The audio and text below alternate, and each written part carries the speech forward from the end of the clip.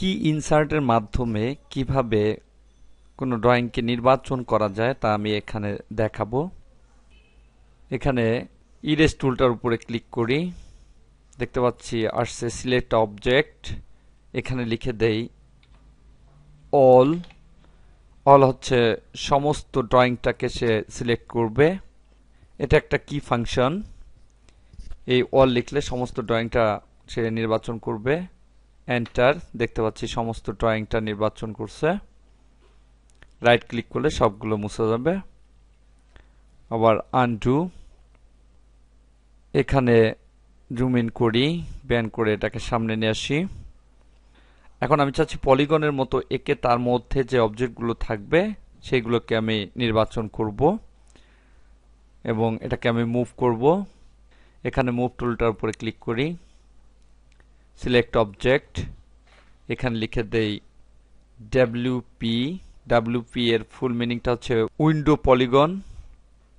Enter, প্রথম point click, এভাবে click করে করে এখানে পলিগনের মতো করে রাখতে হবে এবং যেটুকুন রে আমি নির্বাচন করতে চাই সেইটুকুন রে এই পলিগনের মধ্যে নিয়ে আসতে হবে।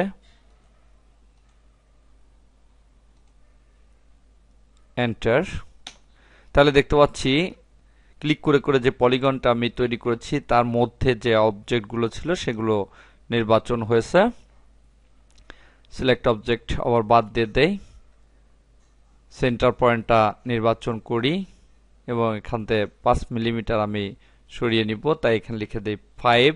এন্টার, 5 মিলিমিটার সামনের দিকে এগিয়ে গেল। এবার আমি প্রিভিয়াস সিলেকশনটা কিভাবে করতে হয় সেটা দেখাবো। প্রিভিয়াস সিলেকশন কি ফাংশনটা পি দিয়ে সিলেক্ট করতে হয়। আমি পূর্বের অবস্থায় নিয়ে যাব। এখানে আমি মুভ টুলের উপর ক্লিক করি, এখানে লিখে দেই পি অর্থাৎ প্রিভিয়াস।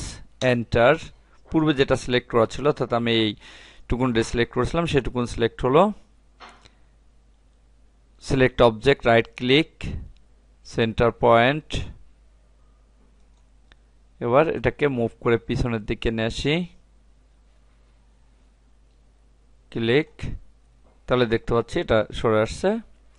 এভাবে বিভিন্ন কি ফাংশনের মাধ্যমে বিভিন্ন অবজেক্টকে নির্বাচন করা যায়।